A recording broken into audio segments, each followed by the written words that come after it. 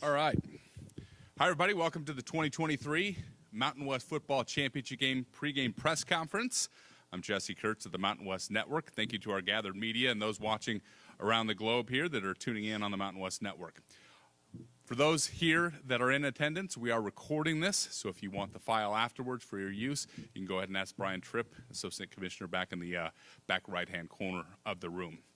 The 2023 Mountain West Championship game will be between UNLV and Boise State, 12 noon kickoff at Allegiant Stadium on Fox. We're going to have a chance to hear from student athletes and the head coach for both teams over the next hour, as well as the commissioner of the Mountain West, Gloria Nevarez. Joined here on stage by the UNLV Rebels, who finished the season 9-3, 6-2 in Mountain West play. The Rebels making their first ever appearance in the Mountain West Championship. They've had an offense this year that has averaged over 40 points per game in their 9 wins. A great season led by the head coach, Barry Odom, who is the coach of the year in the Mountain West. He's joined here on stage by Jaden Mayava, the quarterback. He's the freshman of the year in the Mountain West. Jackson Turner, defensive back. Ricky White, wide receiver. And Jackson Woodard, a linebacker.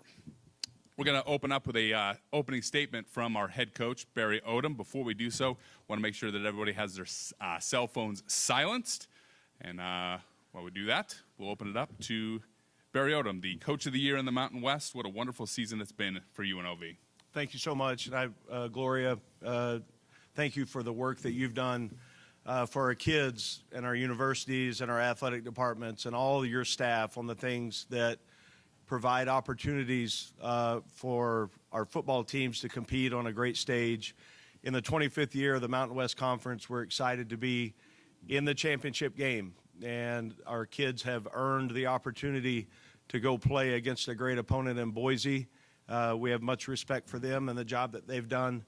We're thrilled for the opportunity to be playing in December, and we're thrilled to be playing at Allegiant Stadium in Las Vegas. It started with us and our team, really with the direction of Eric Harper, our director of athletics, and his team on providing us the resources, the opportunities, and all the things that go in to pour into our student athletes on building this team. And every single week, our group has gotten a little bit better. We feel like that through the course of the game and the year and this season, there's been ups and downs. We haven't played our best ball yet. And we're striving to try to do that tomorrow afternoon in the championship game. I am honored to be the head coach at UNLV. We've got a terrific organization of assistant coaches, support staff, and all the many people that pour into our student athletes.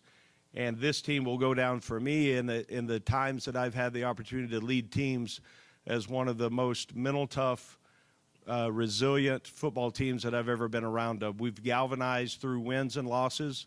We've worked extremely hard together. The understanding, the buy-in, and the work that our student athletes have put in so far this year has been one for the ages for me, and I'm so proud of them to have a chance to represent them in the championship game tomorrow and then in our bowl selection once that takes place. Thank you again to the media that covers our team and our sport. You've done a tremendous job on telling stories about our team that maybe the public hasn't had a chance to see if it were not for you. So thank you for the work that you do in covering our team and our student athletes. With that, we can open it up to questions.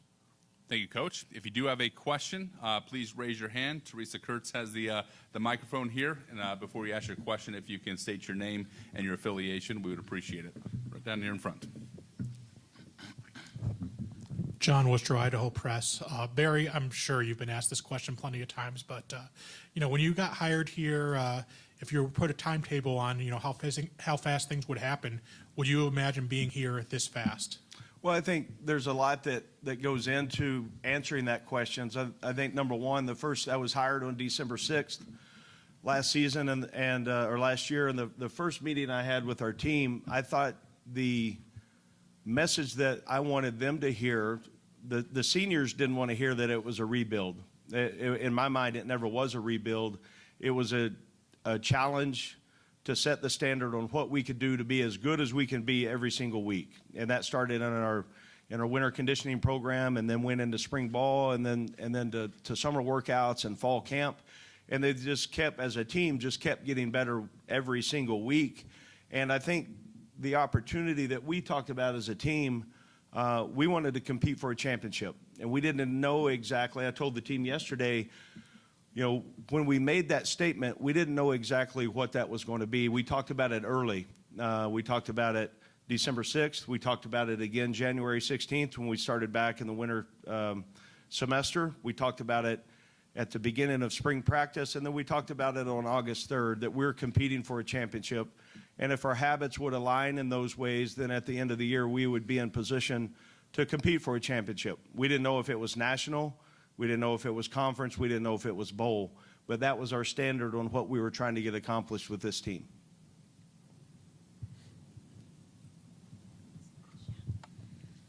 Coach, just have a question for you. It's been a huge week for you and your family, your son committing to UNLV, Mountain West Coach of the Year. As you reflect back on your career, could you say this may be the biggest week of your life? Well, I think we're all will remember moments. And the moment of this past week, once we found out the announcement to get into the championship game, from a personal level, I feel great responsibility to get these guys in a position to hold up the trophy. And that drives me and will continue to do that because I want it for this team. I want it for the players. I want it for our university, for our athletic department. I want it for the city of Vegas. And then you go from the work side, you go to the personal side of things. And, I've got a wonderful wife of 23 years. We've got 3 kids that are happy and healthy. And I've been blessed beyond measure. Is it okay if I ask for the players? Okay. Jackson, we talked about the consistency you want to see this Saturday from your guys. You guys are going up against another elite running back. How do you shut down Boise? Yeah, they're a phenomenal team. They're well coached. Like you said, they got a really good running back. We had a good week of practice. We got a good game plan. So now it's up to us to just go execute and play our best. Jackson, with the secondary getting healthier with Jonathan Baldwin and Jere Williams out there, what did you see from your guys this week? I see consistency, attention to detail, just executing the game plan our coaches gave us, and everybody being on the same page and making sure our mindset is right. I believe we're there, and we'll be ready tomorrow. Jaden being named Mountain West Freshman of the Year, what does that mean to you being a local in the city? Like Coach said, it's a thrilling opportunity coming this week. So, it means a lot to me and my family, and hopefully we can perform tomorrow. If you have a question, raise your hand. Trace will get you the mic. Name and affiliation, please. BJ Rains with Bronco Nation News. Coach, what do you make of Boise State's season? Obviously some close losses. They're looking at 7-5 record, but interim coach, now they've won 3 in a row. What do you make of their season? Yeah, he's done a tremendous job since taking over. I think they've got a great coaching staff. You can tell the culture of their team, the way that they play extremely hard. They're well coached. They've recruited well. They've got great players. It should be, you look at they're playing their best ball. We think we're playing their best ball. Should be a terrific matchup. This will be their 6th championship appearance in the last 7 years. You mentioned it being your first one. Any experience edge there, or how do you look at this being your first time compared to a lot of guys on that team that have played in a couple of these games? Well, I would look at, when we got the job and this team, we decided we're not going to be judged on anything that happened before us starting together. I think that's only fair. And we'll be judged on when we started from last December until the end of the season. I've been in coaching for a number of years, been in a lot of championship games. We've got a plan and organizational structure of what puts our kids in position to play their best. I feel like they've enjoyed the opportunity to prepare another week to strive to go do that. And once we tee it up tomorrow at 12:02 or 12:09, our guys will be ready to go play. If you have a question, please raise your hand, and we'll keep it to a question and a follow-up. And if you have more questions afterwards, we'll make sure we get it back around to you. Coach, you've taken your teams before to bowl games. You're used to big moments. Tonight, what will be the message to your team? Yeah, I think really you look at, you always go back to experiences you've been in before, at least I do. We've got a mature group. We've got a great group of competitive spirit-led team and leaders. I don't know, I've had different messages throughout the week, all focal point on us and playing our best ball. I won't need to say much tonight. They're ready to go play. I've seen the way that we've prepared this week. My message, There's a lot of times we get tied into the pregame talk or that. They're not going to remember that 20 seconds after they run out on the field anyway. The preparation, the habits that are created from when we started in the weight room to off-season to practice habits to film study, those are the things that become game day reality, and our team has embraced that. Ricky, you've had an incredible season this year. What are your thoughts leading up to the big game tomorrow and your goal to hoist up the trophy? Man, just really, do anything I can do to help my team win. I feel like on both sides of the ball, we, prepare great throughout the week. So, this is our chance to go execute it. How proud are you of the guy on your right, Jaden Mayava, being named Freshman of the Year? Man, I'm super proud of this kid, man. He's growing up. He's a great ball player. And the sky's the limit for him. He's going to continue to get better daily. So. We talked a little bit about Barry Odom earlier this season, but Mountain West Coach of the Year, you've seen this program really transform. What are your thoughts on Coach being named Mountain West Coach of the Year? He earned it, man. I feel like he's been a great leader for us. We just follow his footsteps and, his words of encouragement. And, like I said, he's earned everything he's gotten. So. We call Las Vegas Title Town. What would it mean to you, Ricky, to bring another title to the city? It's an honor. We want to do it for, the community, the school, our families, the fans, really. So it would definitely be an honor for us to go out there and execute the plan. Got a question over here from Jay Tust. Barry, from your time, in the SEC, you've obviously seen a lot of talented players. Ashton Genty, I know we asked you a little bit about him, but how does he compare to some of the running backs you've coached against in your time? Yeah, I think what he's done this year, I would say, is one of the best and most productive running backs in college football. He's got a great skill set on the way that he performs, and then also you look at the things that he's doing in receiving. He's leading the team in receptions, in yardage. A terrific player, and what a great opportunity for us. Really good players on our side, really good players on their side, and line up and go and play in a championship environment.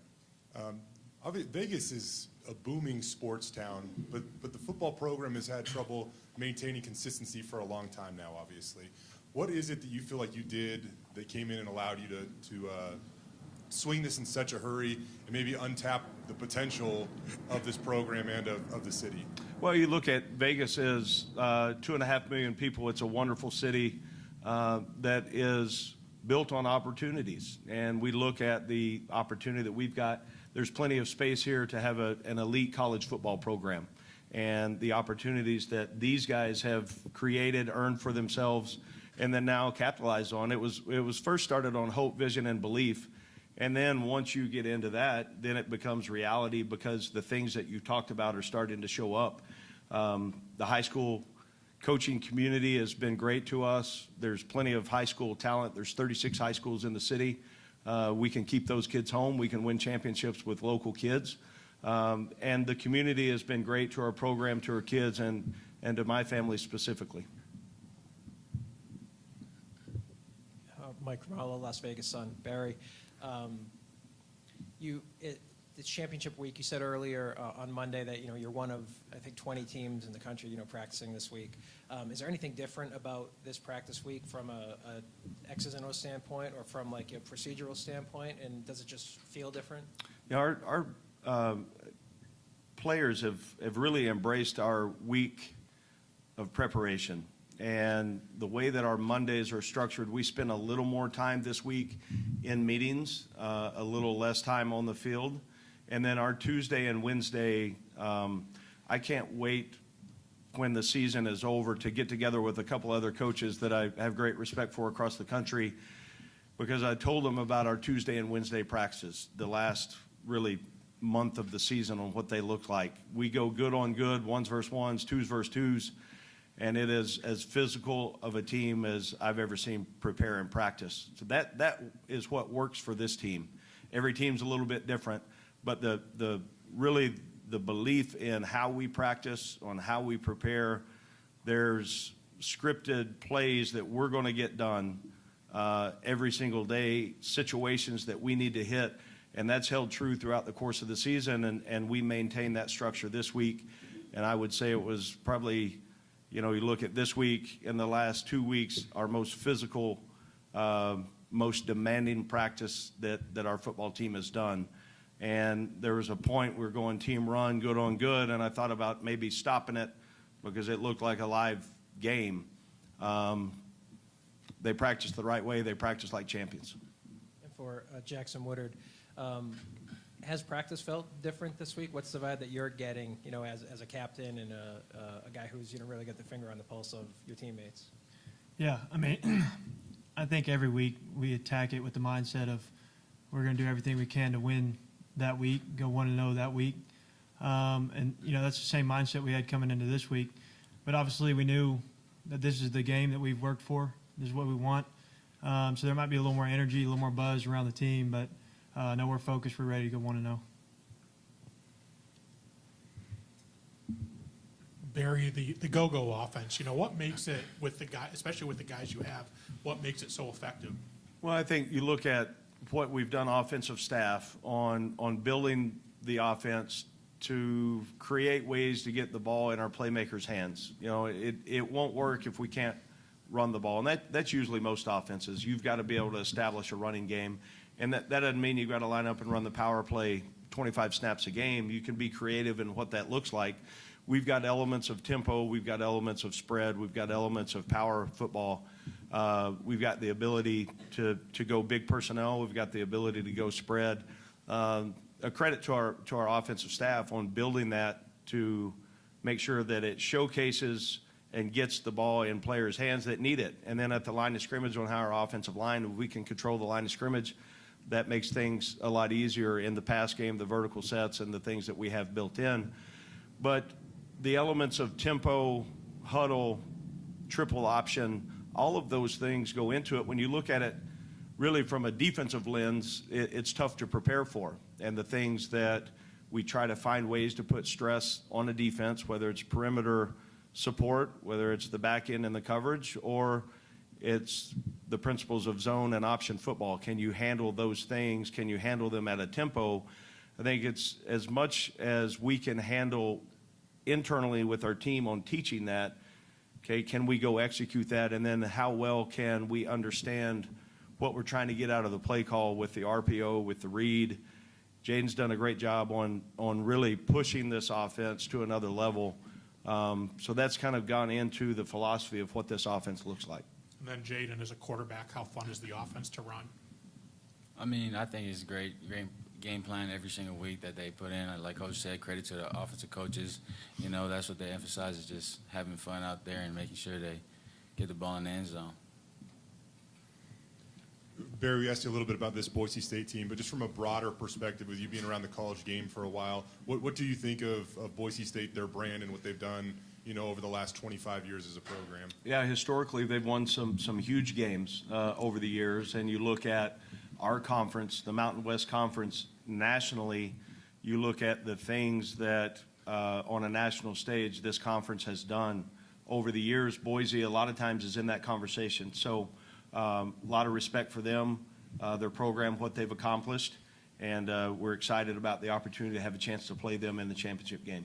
When you look at the Broncos on defense, earlier in the year they kind of had trouble generating game-changing type plays. Over the last month and a half, though, Andrew Simpson, Ahmad Hassani, 91 and 10, have really done a good job of disrupting the line of scrimmage. What have you seen out of Boise State's defense as they have kind of taken a little bit of a jump here late in the season? Yeah, they're playing really hard.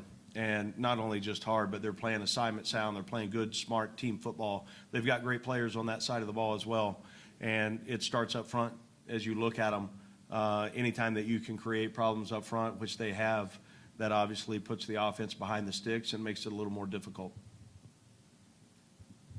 Kyle Bonnegar with ESPN. Barry, the playoff is expanding next year, but it's mainly going to impact the Power 5 conferences. What do you make of that shift in college football? Do you think there should be an additional playoff for group of 5 teams, or any thoughts on just the structure there? Yeah, we're excited about that opportunity. It's expanding to 12, and we know that we will create the narrative for ourselves, and there'll be a blank sheet of paper in front of us. We get to go write the story, and if we want to be in the playoffs, we'll go earn the opportunity to be there. The way that our schedule sets up next year, if you go and you take care of business every week, there's no way in the world the Mountain West Conference won't be represented in that expanded playoff.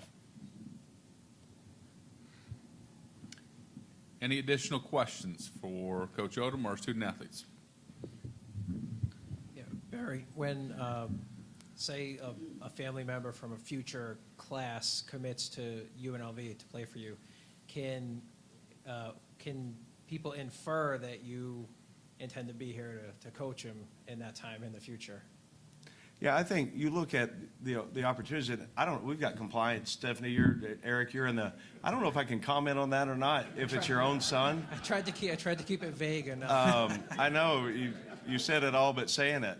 What is the rule on that? Your own son decides to go where to go to school. So I'm not talking as a head coach. I'm talking as a dad. I've got a son that's a freshman linebacker on the team as a walk-on, and then our other son in a recruiting class. So. I think when Harp hired me here, I looked at this program as I believe this can be an elite program in college football. In this conference, in this region of the country, in this city, this is going to sound like maybe a selfish or I sure hope it doesn't. I would love to leave a legacy here because it can be done. We can win at a high level. We've got a great brand. You look at Mountain West Conference, and we may be in the conversation of one of the most stable conferences in all of sport in the way of today's world. And that means a lot to me. And I know what I've got in alignment with our president, with President Whitfield, with Eric Harper, Director of Athletics, and that's really, really important. So I think we're just getting started building this thing. We're in the championship year one, and that's our standard, and that's what we're going to go work to do every single year.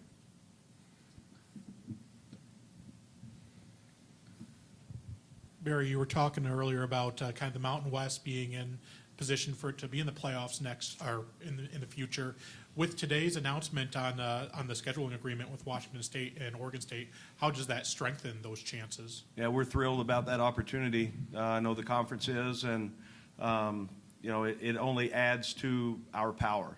I would look and suggest that there's a number of schools across the country that very few of them would want to come to Laramie, Wyoming in November and play a game, and then turn around and go to Fresno and play the next week, okay, and then go to Boise and play the next week, and then come to Vegas and play the next week. We got a lot of really good coaches. We got a lot of really good student athletes in this league. It's a great conference. And then now with the addition of the other two, it only makes it more powerful and more strong. We have time for one more question if it's out there before we turn them loose to get ready for tomorrow's game. For Ricky White, it seems like every game now for the past 4 or 5 games, you're getting a long touchdown, on the first drive early in the game. How much of that is game plan to get you involved early and to try to get you a big play early? And just how do you see your role as that playmaker in the passing game and, extending the field like that? Like I stated earlier in the interview, I just want to, do whatever I can do to help my team, win at the end of the day. I feel like, throughout the year, I just, been more vocal as a leader, helping my guys and just, being able to just lead them and, being a better leader just helped me as a player also. So, just being able to make plays throughout the week, I feel like, is good for me and my team. Thank you, fellas. Appreciate your time here today. That's going to do it for our availability with the UNLV Rebels. Coach, good luck tomorrow. Thanks so much. You bet. That's the UNLV Rebels. We're going to take a quick timeout here on the Mountain West Network. We'll be back with the Commissioner of the Mountain West, Gloria Nevarez, right after this timeout.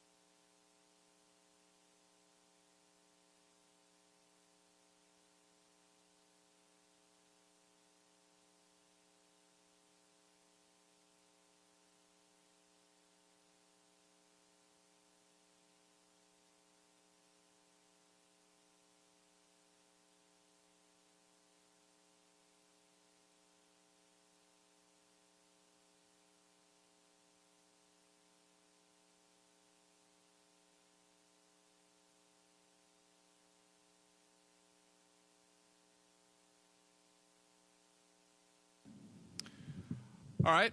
Welcome back to Las Vegas. We're live here on the Mountain West Network. Thank you again to our gathered media who are here for participation in this 2023 Mountain West Football Championship press conference. We're now joined on stage by the Commissioner of the Mountain West, Gloria Nevarez, who at this event a year ago, Commissioner, we introduced you to the Mountain West, and what a year it's been. What a year indeed. Yeah. So let's start off with an opening statement from you and some exciting news that we have to talk about here in the Mountain West today. Yeah, thank you, Jesse, and thank you, everyone, for being here and covering us in person. It's really important to us and to our student athletes, so really appreciate the travel. As you know, we were highly competitive in 2023. We were one of 6 leagues that at least had half its team have 7 wins.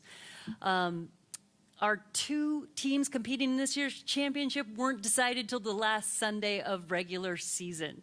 And the winner of this game will advance to the LA Bowl hosted by Gronk. We had 7 bowl-eligible teams this year, and since this championship started in 2023, we've had 6 or more bowl-eligible teams each year for the last decade. And as you know, we're celebrating our 25th anniversary here in the Mountain West and couldn't be more excited. San Jose State, it was announced they'll be facing off against Coastal Carolina in the Easy Post Hawaii Bowl on Saturday, December 23rd. And the rest of our bowl matchups will be announced on December 3rd. This is UNLV's first appearance in the Mountain West Championship game, and we'll be hosting, as folks have mentioned, in the spectacular Allegiant Stadium, and we're really excited to be here and in this city. Boise State, it's making its 7th appearance in the championship game. And we both know Boise State travels well, and we're expecting great crowds tomorrow between the locals and our visiting team.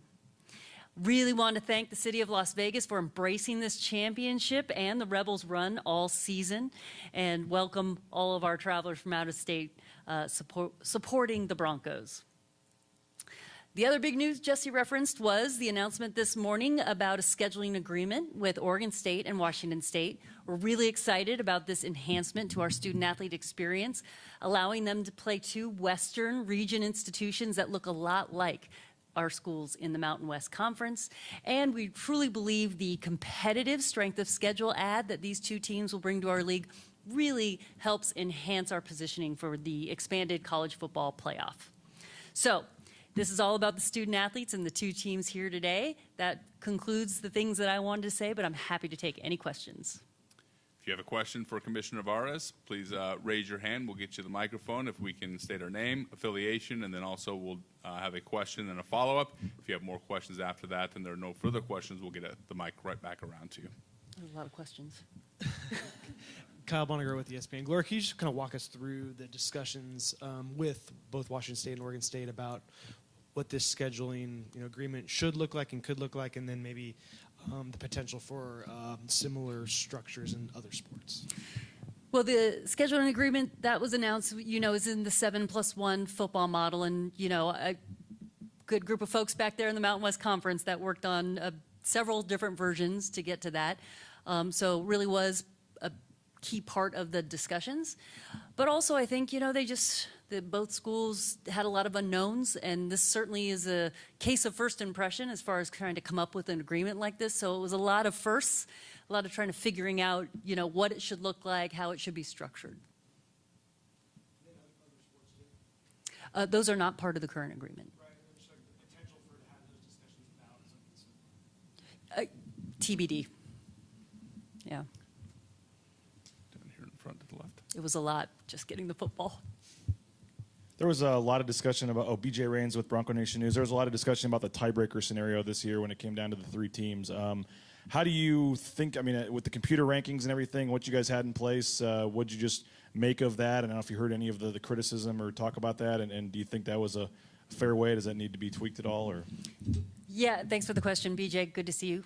Our tiebreaker was a perfect storm this year, 3-way tie that actually broke down to the 3rd level of our tiebreaker, the first being head-to-head, the second being CFP ranking, the 3rd being the computer ranking, which certainly generated a lot of debate.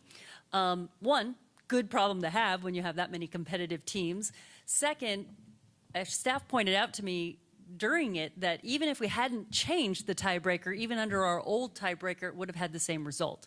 But the whole point of going away from divisions was to position our two strongest teams in our championship game to best position ourselves for the expanded playoff. And so what computer rankings bring, whether you agree with them or not, is a numerical way to measure the entire body of work, non-conference and conference season. And by taking an average of the multiple computer rankings, hopefully you mitigate or smooth out any of the different idiosyncrasies within each ranking. Whatever the sport, whatever the method, people can always take issue with it, but I really think that what we have available to us in the environment to quantify and measure football, I think it's a very workable system. I guess with the computer rankings themselves, some were saying some of those were kind of outdated. I mean, do you think that those 4 rankings that you picked, I mean, is that going to be up for discussion at all in terms of maybe some more newer models, or are you happy with the computers you're using? Well, certainly, because we changed it last year, and as the new playoff evolves, we look at these things every year, and not just the tiebreaker, our championship format, our regular season format, our non-conference scheduling guidelines. I don't think you can look at any one thing in a silo, but constantly evaluate all the levers that a conference touches every year based on the health of your league or the strength of your league. Because I think your answer changes on what is best for the league based on the strength of the league at any one time. John Worcester with the Idaho Press. Gloria, just with the 7+1 format, is it as, obviously there's schedules need to be reworked. Is it as simple as taking one off your already pre-existing rotation, or you have to make a whole new rotation? For me, it was really simple because I just asked our guys back there to work through it. But no, it was not simple. It took a lot of machination and a lot of effort and a lot of massaging to be the least disruptive in year one and to honor the games that were already on some non-conference schedules, but also to keep the strength and balance in our current regular season schedule. So is there going to be a new rotation, or just kind of keep the same one? A little of both.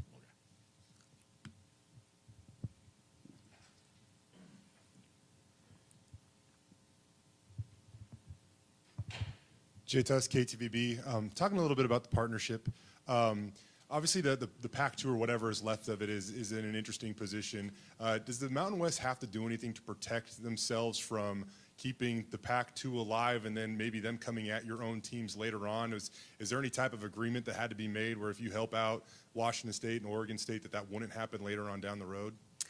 Well, I'm not going to talk about the details of the agreement besides what you saw in the press release. I will say that honestly, isn't that today's environment for every conference, not just the Pac-12 or the Pac-2, but conference expansion and realignment used to be a once every decade issue, and now we think about it weekly. So whether it's from the Pac-12, any other league out there, it's just the environment. Now, hopefully, with the most recent movement, we get some settling, because I think media deals have been locked up, and so we might see some stability for a while. But we think about membership expansion threat weekly and have a subcommittee that we engage regularly to constantly look at the horizon. Ed Grain, Review Journal. Hello. Hi, Ed. We talked earlier this week about you have a foothold here in Vegas for a lot of things. How, I guess, good is it in your mind that you have a fresh team like UNLV at their home stadium here that hasn't done this in the past, that you kind of have a fresh team come into this thing that it just hasn't been here? Well, certainly, and we've talked about it earlier here in this room about what Vegas means to sports. It really has evolved into the sports town. I was joking with Coach Odom when he came in, hey, welcome to the league. Here's a championship. Come on in. I think it's just a great story by the student athletes and the coach and the administration here at UNLV. But certainly it raises the profile of any event associated with Las Vegas in having a school in this market and a fan base, as well as what this market is to sports. Maybe this question's better for the football guys in the back, you said, but go for it. Just in terms of how the details are going to work out, does Washington State or Oregon State have any say in the teams they play, or do you just give them games and the right amount of games? And then kind of what John was saying, I mean, is there like the 7 games, is it just plucking one from the 8 games already on the schedule and replacing it, or do you have to redo the entire league schedule? So much like any conference schedule, even though they won't count towards conference standing. We created it, meaning our staff, meaning mostly John and Brett. But so no, they didn't get a say in it, just like most of the teams in the league don't get a say in who we play or schedule. The second part of your question was, how did we pluck? Was that it? Are you redoing the entire conference schedule, or just taking one game off the team schedules and putting Oregon State or Washington State on there? The latter. We were aiming for the least disruptive, given the timing and how close we are to next year's season. Right? Yes. With the use of Allegiant Stadium, what the perfect storm for you guys? How crazy is it? I think that you guys don't even get access to it or control of it till 3:30 a.m. this morning. What is it going to take to kind of pull all of this off? And will it be UNLV's field? Will there be any Pac-12 stuff left over? Do you know? Okay. Sorry, did I react like? No.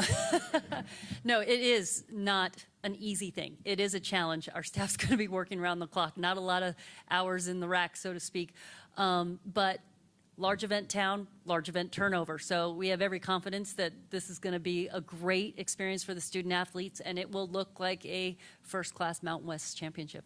What do you think of the overall setting and matchup of this game, too? I mean, Boise State, one of the bigger group of 5 brands, and you get to play it in Las Vegas. So just the whole makeup of this thing, what are your thoughts? Well, as I said in the beginning, I think we're really excited about the number of tickets being sold, the fans, the excitement in the town, and, you know, the competitive matchup. And that's what you hope for and want in your championship game. And again, I think it's a product of how deeply competitive we were this year. I just want to clarify something that's been reported earlier about this deal. You know, schools like Boise State, who play Oregon State next year already on the schedule, will they also be playing Washington State as well, or is the Oregon State going to be the +1? I'm going to defer to the guys who are nodding back there saying they will also be playing. Existing non-conference games stay on. Okay, awesome. Yes. I just want to clarify that. That's Brett Gilliland, G-I-L. No, I was kidding. Hi, Gloria. Matt Fortuna, The Inside Hey, Zone. Matt. I know there's stuff that's out of your control in regards to Pac-2, but do you need to see something go off without a hitch to do this again for 2025 with those 2 schools, or what will determine the kind of long-term viability of an arrangement like this? Yeah, well, the nature of your question, do I need to see something that goes off? It's less about what our experience is going to be. I have high confidence it's going to be a positive for both. The question is, what is the environment going to look like? What is the result of their legal proceedings? Those are all TBDs that we just thought better. Let's get 1 year under our belt and then reassess for a second. So not for lack of concern or for concern that it'll be a negative experience in any way, but just the complete unknowns that are out of our control. And was there any internal resistance to this? I mean, obviously it's a complicated issue and you got to get all the schools on board, but were there some schools saying, why are we helping them essentially? No internal resistance. It really was technical, new, different, a lot of attorneys. So it was really an exercise of crossing the T's and dotting the I's in something that none of us had experience in.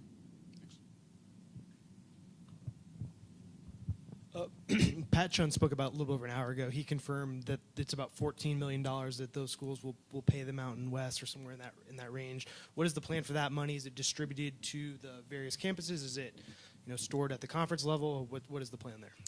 Well, under the category of the unknowns, cover much like any surplus revenue that comes into the conference, be it from this agreement or sponsorships or ticket sales, everything comes in, covers expenses, and then any surplus is looked at by our Legal and Finance Subcommittee. We make a recommendation of where and how it should be allocated, and then they bless, and then the board blesses it. So it'll be a holistic look at what our finances are at the end of the season, and this will just be one piece of it. Any additional questions for Commissioner Nevarez? Thank you. Wait. Oh, we got one in the back. Oh, all the way in the back. Thank you. Good eyes. Said nobody ever. John Mark, KTB, Boise, Idaho. You kind of talk about media, kind of talk about the stories.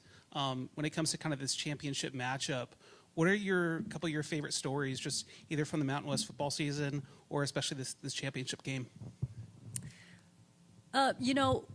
From my perspective, first year on the job, having such a competitive race during the football season, the highs and lows, the things you can't control in a conference office of how competitive you are on the field. And that's what we really like to see, and that's what a championship should culminate in. So for me, that really is the highlight or the special thing about this season.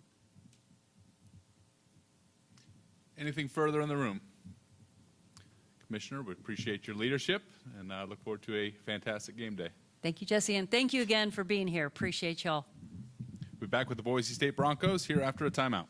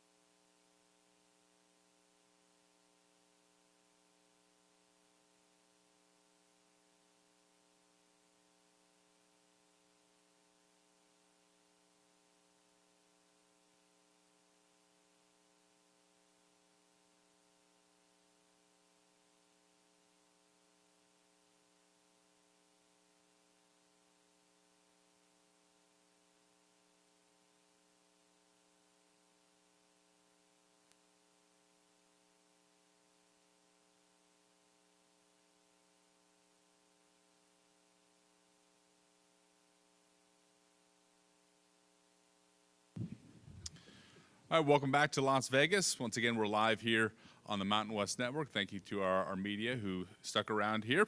We will continue our program now with the Boise State Broncos, who were 7-5 on the season, 6-2 in the Mountain West. They're appearing in their 7th Mountain West championship game. They're 3-3 all-time on this stage. Won their final 3 games of the regular season, clinching a share of the regular season title in their 6th Mountain West championship game appearance in the last 7 years. Joined here on stage by the interim head coach Spencer Danielson, Ashton Genty, Ahmed Hassanin, DJ Schramm, and Riley Smith. We'll open up with a opening statement from the head coach, Spencer Danielson. Appreciate you guys being here. I mean, I know just so proud of our players and our staff. Been through a lot this season, and that's a testament to our players and our staff. Never flinching, never looking for any way out, just putting their head down, going to work, doing it with a smile on their face. And so everything they've gotten to this point, they deserve every bit of it. And it's all about them, and can't wait for us to work our tail off to finish it out tomorrow. If you have questions for coach or student athletes, go ahead and raise your hand. We'll get the microphone to you. Once again, if you could state your name and your affiliation, we'll keep it with one question and a follow-up. And if there's time, we'll come back around if you have more questions. We'll start down here in the front with BJ Rains. BJ Rains with Bronco Nation News. Coach, Patrick ran the numbers. He said it was a 0.1% chance after the loss to Fresno that you guys would get to this. I mean, how do you just describe what had to happen the last 3 weeks for you guys and for other results and everything else? And how are you guys sitting here right now? No, BJ, 100%. I mean, and we've talked about it as a team. I mean, you lose that game to Fresno, the bus ride to the airport, and really just regrouping as a team with really the thoughts that at this point there's no shot at a championship anymore. But still, our players, our staff never flinched, and every reason to. And then all of a sudden, you beat New Mexico, and the head coach gets let go. Still, things are looking like, what's going on? And our players, our staff still never flinched. And even going through all those moments, just being able to go back to work, do it for each other, because at the end of the day, that's all you had in those moments. There wasn't anything outside. No one's talking about, championship run. All it is, no, we're going to do this for each other. We're going to do this for these seniors. And right now we got 2 seniors to my left, DJ Schramm and Riley Smith, that have put their blood, sweat, and tears into Boise State football, and it's about those guys. And this group of young men, that's all they focused on. And then little by little, you win a game, and some things happen outside of your control, and we're sitting here, and our players deserve every bit of it. Our coaching staff deserves every bit of it because they never flinched. And that's why I'm so proud of them, so proud of our seniors. And I'm very excited for us to work our tail off to finish it tomorrow because they deserve it. Ron Couch from the Idaho Statesman. For either DJ or Riley, you guys have been in this game, or in this game for the 6th time in 7 years. UNLV's in the game for the first time in program history. Obviously, you guys have the experience edge. I mean, how much of an advantage is that going to be? I don't know how much of an advantage it is. I mean, we do have the experience, but like Coach G was saying, like, job's not finished. We still had to prepare this week and have a great week of practice, and I'm sure UNLV did the same, and we're going to go out there tomorrow, and we're going to give our best effort, and we're going to finish this for Bronco Nation. And for Ashton, you've had such an amazing season, but this is a big stage. You're playing in an NFL stadium. How excited are you for this game, and how much do you want to kind of show off what you can do on national TV? It's definitely a great opportunity, but not just for me, but just for this team as a whole. I'm excited to see what we do and how we perform on this big stage. Coach Ed Graney, Review-Journal. Can you just talk about the job Barry's done, watching the film, how he's taken this program from really what it wasn't to what it is now? No, I mean, Coach Odom's done an absolute phenomenal job. I mean, and the credit he's getting, he deserves every bit of it and some. To take a team that, and I don't have the exact numbers, I don't even know the last time they went to a bowl game, to be able to take his team to the record they have, to play in a championship in his first season. I mean, hats off to him, hats off to his staff, hats off to their players. You watch when you watch UNLV in all 3 phases, they play hard, they work their tail off, they're well coached, they're not making stupid mistakes, and so them being able to win the games they've won and put themselves in this championship game, they deserve every bit of it. And Coach Odom, I mean, hats off to him. He's done a hell of a job. Jay Tuss, KTVB. First, Riley, you, and then maybe DJ, if you could build off of it. But you guys have been at Boise State for a while, and your opportunities are dwindling, obviously. What did it mean to get this +1 this week, to practice this week, to fly down on the plane with your brothers another week, and to ultimately kick this thing off tomorrow in one more game as a Bronco? It's unbelievable. I mean, just having the opportunity to be, like you said, have one more week with the boys and one step closer to our goal.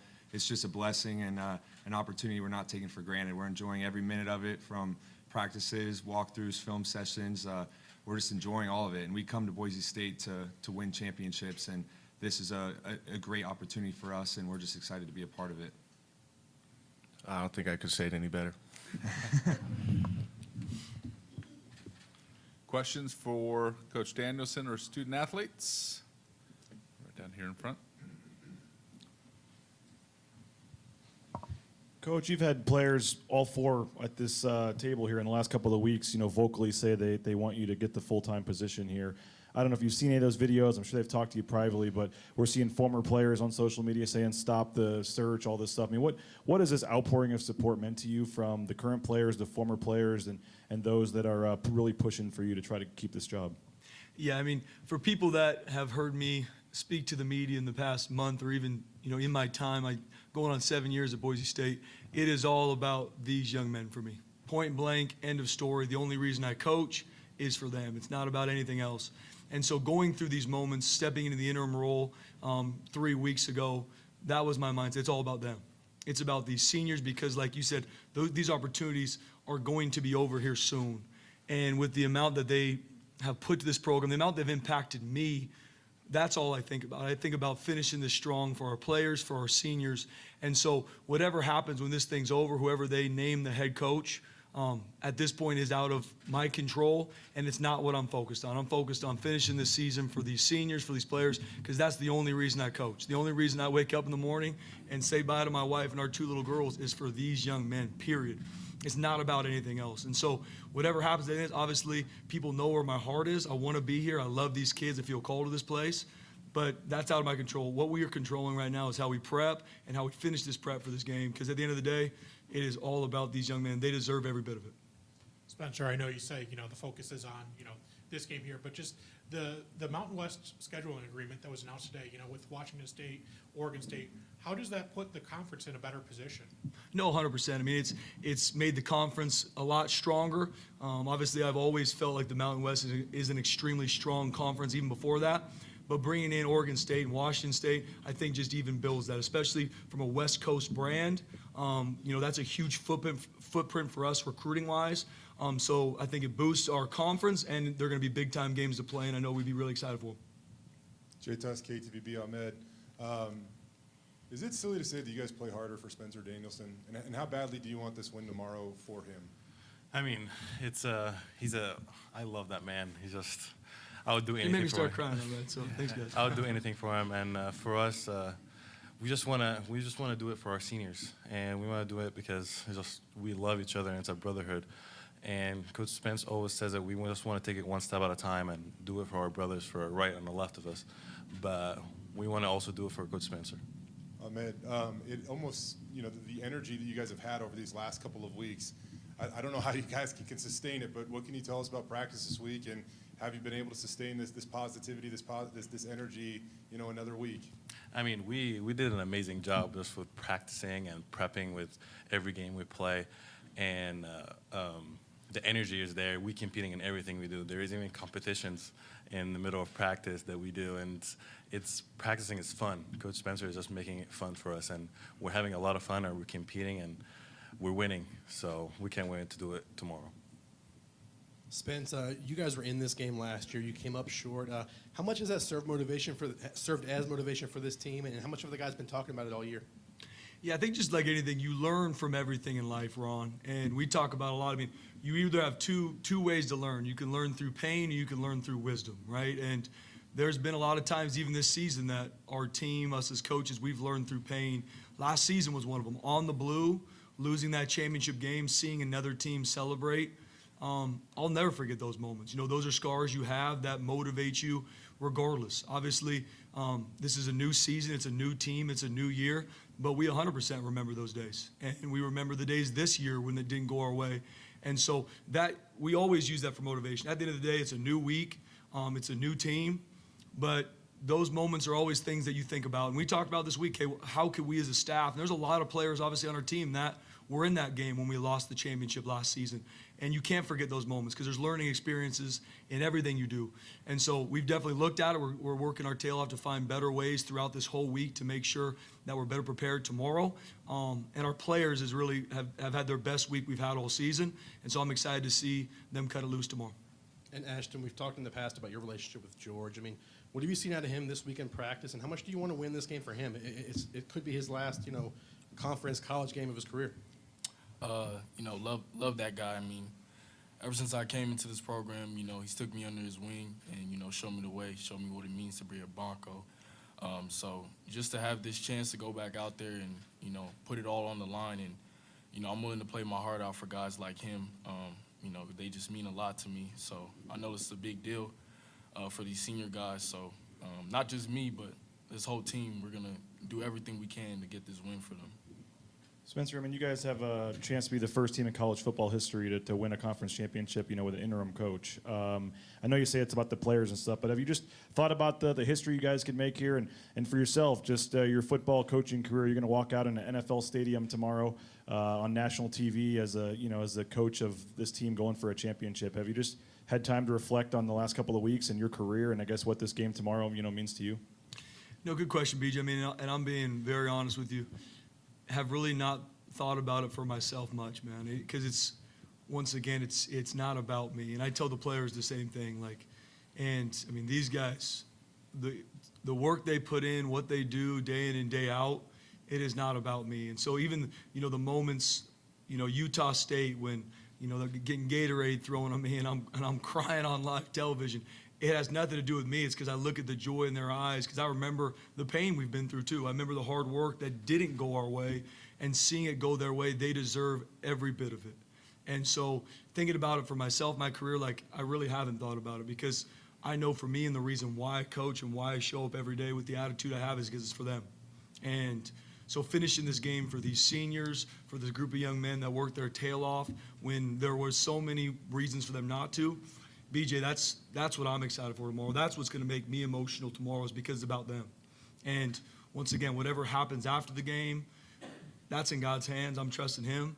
But it is all about these players. And I'm going to enjoy every moment of it. I'm going to enjoy these moments with them. It's going to be an awesome experience being able to play in a championship game with these players in an NFL stadium against a phenomenal opponent. But it's all about these players. Ahmed and DJ, from a defensive standpoint, what does UNLV's go-go offense, what kind of challenges does that bring to face? Yeah, it brings a lot of challenges. They're very explosive on the offensive side of the ball, and they've had a ton of success with that scheme this whole season, and they do a great job with it. And I think it's also just another testament to how awesome the Mountain West is with all these different sorts of schemes you see on a weekly basis. But, yeah, they're really explosive. They run the ball extremely well, and their quarterback, he has explosive targets on the outside, and he's good at finding them. So I think that's the main reason they've been able to be so good this year. I mean, I couldn't say anything better than DJ says, but we respect them. They do everything right, and we respect their offense and how they do it, how they handle the ball, how they run the ball. But we do not fear them. So no way better to put it in than DJ, but they have good offensive players, and we respect all phases of what they do. Spencer, as much as you can say, whether it's tonight, whether it's tomorrow, what's your final message going to be to this team before they play in the championship? The biggest thing that we're going to talk about, even, we talked about a little bit this morning and tomorrow, is it's leaving a legacy. And I'm a firm believer in wherever God puts you in life. For these young men, it's Boise State football right now. It's going to be different for them 5, 10, 15 years from now. And you are writing your legacy with every moment you have, with all the actions you have. And that's what we're going to continue to talk about, BJ, because these seniors that had opportunities to leave last season and didn't and came back, these players that had opportunities to step away when things got hard here and when other people were probably telling them they should, they didn't. And so they've written their legacy, but their legacy's not finished. And we're going to talk about finishing what we started. That's going to be my main message to the team. J-Test, KTVB. Spencer, what allowed you to step into this role and find success immediately? as an acting head coach? What do you feel like has allowed you to do that so quickly? These players, I mean, my love for them is the only reason I coach. And it is not a testament to me, it's a testament to them. Because, like I said, even when this went down and it happened, and I talked to them about, hey, I need everybody to pull out their notebooks and write 2 weeks on that sheet of paper, and that's what I'm asking from you. And in 2 weeks, there'll be more clarity. I don't know what it's going to be, but I promise you in 2 weeks, there'll be more clarity. There was not anybody in that room that batted an eye. It wasn't me convincing them. It wasn't because I had this great speech, rah-rah speech for them. The second I said that, I said, this is what I'm asking of you. All the players in that team room stood up and said, Coach, we got your back. Let's go do this thing. There was no hesitation. There was no flinching. So it's what they did. It's who they are. It's how they're built. That's why we're in this place. And my love for them, my care for them, I know they feel that. Like, that's because we're in this together. It's all about us doing this together as a coaching staff, as players. And from the practice field to things that go right to things that go wrong, it's us doing it together. And that's a family. That's what we talked about earlier. That's leaving a legacy. And we're continuing to write it, and we're going to finish writing it tomorrow. DJ, you've been here as long as Spencer's been a paid full-time assistant coach. What's your first memory or your first interaction you can remember with Spencer Danielson? My first memory was probably my first team meeting in January of 2018 when he was given the full-time studs coach job when they added that 10th assistant position. And I mean, he gets the job and the whole room erupts. And I'm like kind of sitting there like, oh, what's so special about this guy? And then, Nothing. And then you spend time with him and just the relationships he builds with guys. And it's no surprise why people act the way they do and good things happen for him just because of how awesome a man he is and the way that he treats other people. I don't know if I've asked you, your neck roll, man. Can you tell us a little bit about where that thing came from? It's pretty aggressive. Has DJ tried to steal it from you at all? Like, what can you tell us about that? And it looked like, as much as you can say, it looked like there was a little message you had pregame on the back. He's going to play some DN tomorrow, too, by the way, guys. Just Yeah, it's mostly intimidation factor. But no, it's just gone through, battled injuries, it's a 6th year, just getting old and just trying to stay on the field. And that was the only way that they would let me play. And I said I was going to do whatever it takes if I look goofy or not, but I'm just going to throw it on and be able to do whatever I can for the team. And that's what I was willing to do. So it looked cool, so I'm just going to keep embracing it and ride out with it. Ashton, around the country, we've seen players flocking to the transfer portal.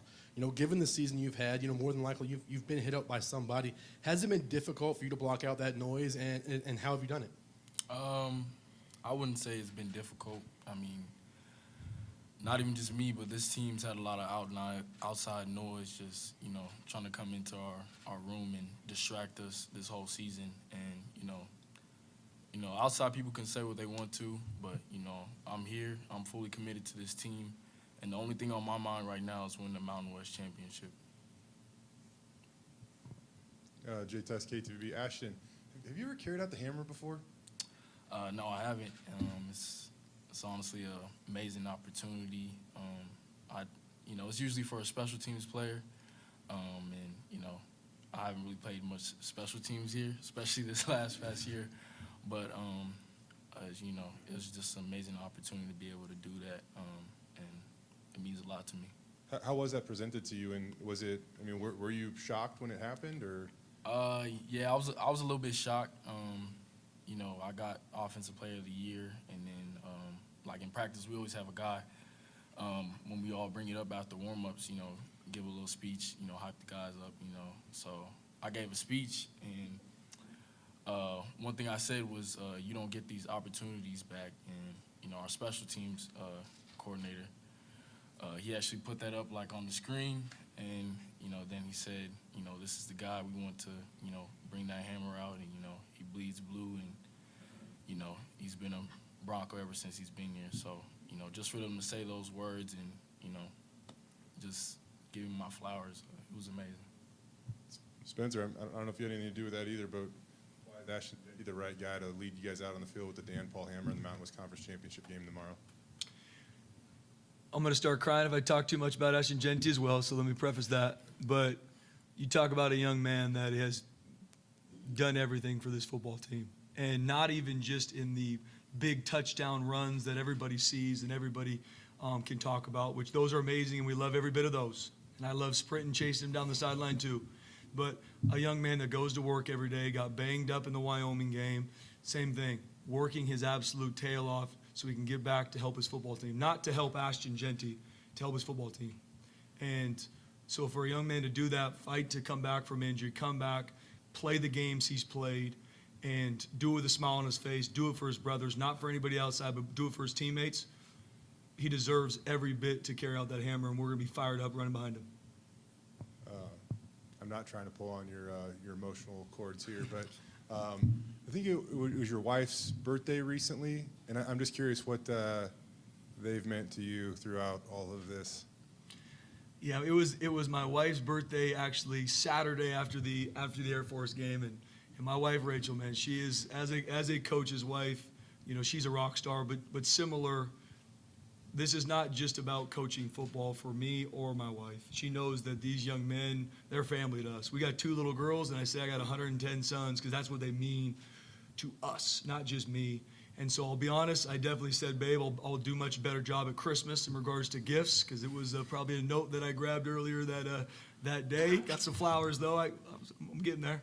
But just, you know, these moments for her are such a big deal because she knows these young men too. Like, they've been over to the house. This is our family doing this together, and so it's just been an amazing time even for her. She's able to come on these trips with us and be able to experience this because we're just so happy for these young men because they are our family. Any additional questions here for the Broncos? With that concludes our press conference. Congratulations on getting here, fellas, and good luck tomorrow against UNLV. Appreciate it, guys. Thank you. We'll kick things off in the Mountain West Championship at high noon right here in Las Vegas at Allegiant Stadium. Thanks for watching. Appreciate it.